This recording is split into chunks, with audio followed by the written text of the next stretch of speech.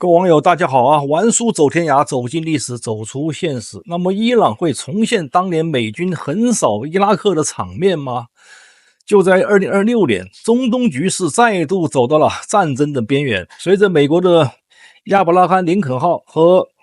吉拉爾德·福特號航母打擊群兩個航母打擊群接踵部署在阿拉伯海，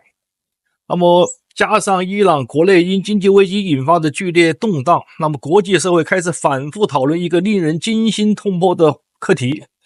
如果戰爭爆發，伊朗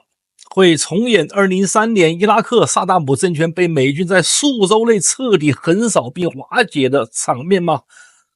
大家都希望看這個場面，但是能成嗎？從表面上看了，當下的伊朗似乎正處於歷史上的一個虛弱期啊，它的本貝这個利亞爾的匯率在2026年初崩潰了，物價飛漲，引發了大規模示威，外交上也陷入了核協議作廢後的全面封鎖。然而，當我們深入審視兩國在政治體制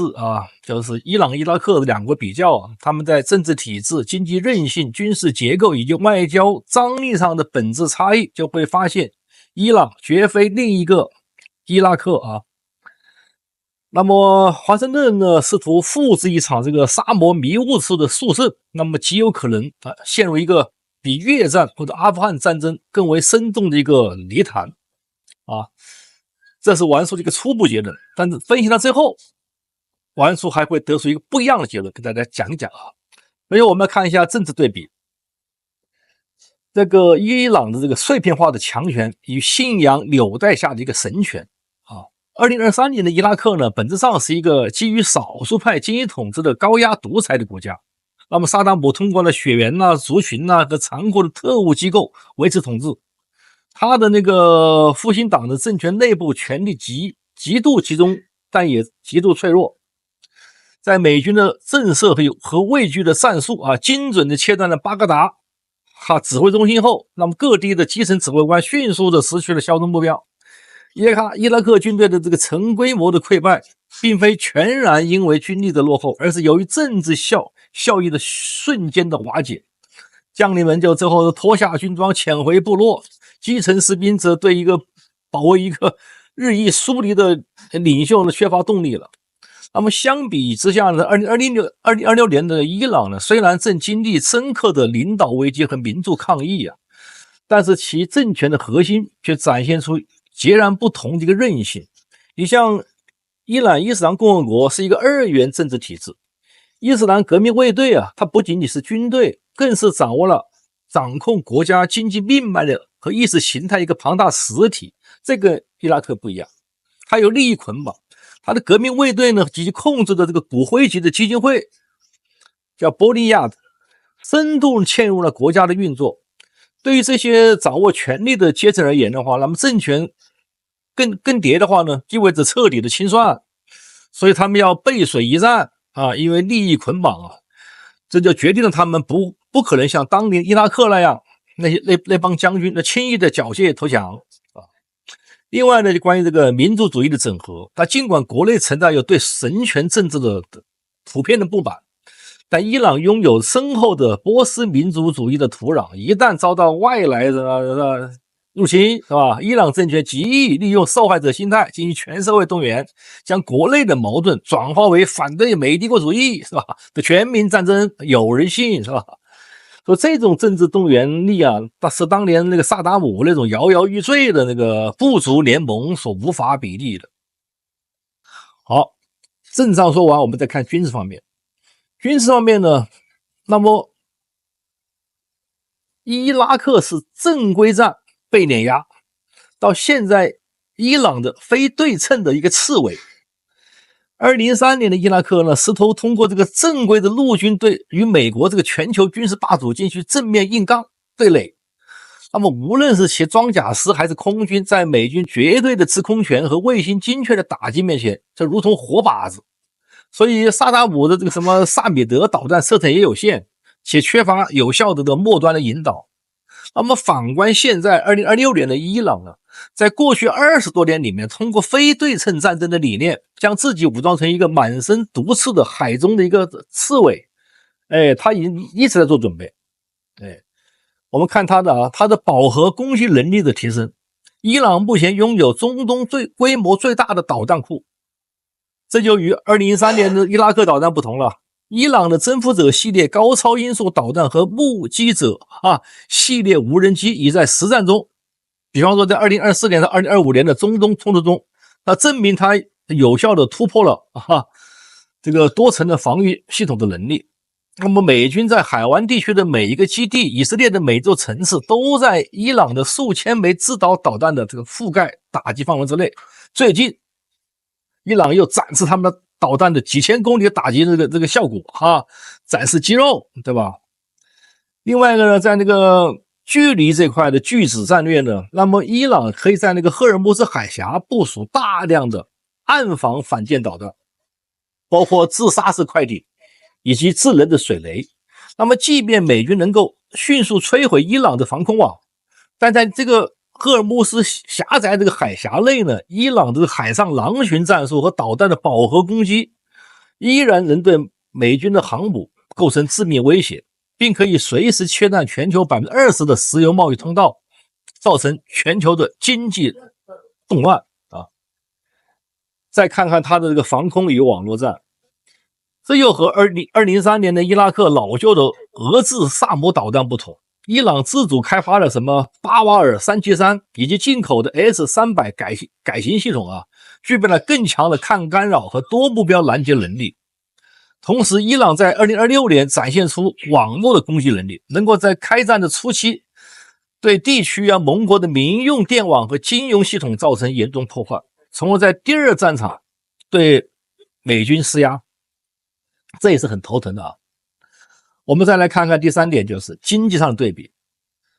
從這個伊拉克的這個石油孤島，到現在伊朗的制裁下的一個地下網絡、灰色網絡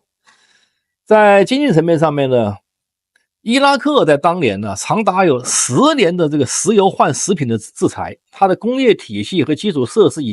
早已是千瘡百孔。那麼戰爭爆發時候呢，伊拉克既沒有外匯的儲備，也沒有像樣的工業生產能力。而反觀現在的伊朗，他們經濟雖然瀕臨崩潰，但卻展現出一種抗壓性極強的灰產模式我還是把它叫做灰產模式跟泰國的灰產差不多它有它的非正規的貿易網絡，因為伊朗在多年的極限制裁下，建立了一套覆蓋鄰國，包括阿富汗、伊拉克以及歐亞腹地的龐大走私的非正規的這個金融網絡。儘管里亞爾貶值，但伊朗的國內基本工業，尤其是國防軍工和農業依然保持着部分的運轉能力。這跟當年伊拉克也不一樣。我們再看一下能源的博弈這個伊拉克當年的石油輸出極易被全面切斷，而伊朗作為這赫爾木茲海峽的守門人，它的經濟命運和全球能源價格直接掛鈎。一旦爆發全面衝突，那麼國際油價極可能要在數天之內飆升到這個150、200美元一桶。那麼這種經濟衝擊波對西方國家的傷害呢，遠比單純的軍費支出更為劇烈，是吧？殺敵1000，智商搞不好800我們再來分析一下這個外交與地緣的壓力伊拉克是孤軍奮戰，到現在伊朗是影子帝國的連鎖反應。當年的這個薩達姆的伊拉克在外交上幾乎是眾叛親離，除了少數這個口頭支持那薩達姆在阿拉伯世界也是臭到家了，他沒有真實的盟友。那麼伊朗的這個情況就不一樣了那麼當年美軍可以從科威特和約旦毫無阻礙的發起進攻，而現在的伊朗雖然經營着一個橫跨的中東的一個抵抗之湖，它可以通過代理人戰爭，你像伊朗這個在黎巴嫩珍珠島、敘利亞、伊拉克的民兵組織以及也門胡塞武裝，它擁有強大的代理人的力量。如果美軍打擊德黑蘭，這些分布在數千公里戰場上的武裝力量將同時對以色列和美軍基地發起多點攻擊。這意味着美國面對的不是一個伊朗，而是一場席捲全中東的一個複合型的一個戰爭。我們再來看一下大國博弈的这個變量啊。現在的國際局勢已非單極世界，儘管俄羅斯受困於目前的這個俄烏戰爭的自身矛盾，但仍會向伊朗提供電子戰和情報支持。而某些能源大國、消費大國，那麼出於自身利益，也不會坐視伊朗政權的徹底崩潰引發的區域混亂。這種大國間的博弈啊，為伊朗爭取到了寶貴的時間啊，包括這個外交的緩衝空間。這和當年伊拉克也不一樣。所以王叔的結論啊，就是從目前看，那麼美國的戰略就是希望具備摧毀伊朗的這個主要的核設施，這已經打過一次了，包括它的軍事總部以及港口能力啊。如果定義為懲罰性的打擊或定點清除，那麼美軍確實沒問題，這個在技術上面已經是碾壓的一種局面啊。上次炸核設施也一點問題沒有，但是如果說想橫掃伊朗，像當年伊拉克那樣全面佔領，那麼他的政權的更迭，包括民主的重塑，那麼答案幾乎是否定的，不可能，搞不定，搞不好美國又陷入當年的越戰或者阿富汗戰爭類似的局面啊。所以王叔就說呢，是總結一下的，伊朗和當年的这個伊拉克有3點本質不同，一個是政權的穩定性。薩達姆政權是孤家寡人，是獨裁，他的中枢一斷，全軍即散；而伊朗是神權加利益共同體，核心階層和政權生死捆綁，具有極強的民族主義動員力。在軍事方面，那麼伊拉克呢，當年是和美國正科這個正規戰，坦克打坦克嘛，結果被這個降維打擊啊。曾經有一場這個坦克戰，我記得吧，美軍就上10輛坦克對手幾十個，然後就是0比40多的這個戰損，對方全歼，自己一點事沒有。那麼伊朗玩的就是這個非對稱的刺蝟戰術，他靠這個成千上萬的無人機、導彈和封鎖海峽能力，讓美軍即使你能贏，你也買不起單呢。誰買賬呢？石油怎麼辦呢？是吧？另外呢，從地緣廣度來看的話呢，伊拉克當時幾乎沒有盟友。而伊朗擁有這個橫跨中東的這個代理人網絡，像黎巴嫩、也門、伊拉克民兵啊，還有一些這個民兵是吧？他們一旦開戰，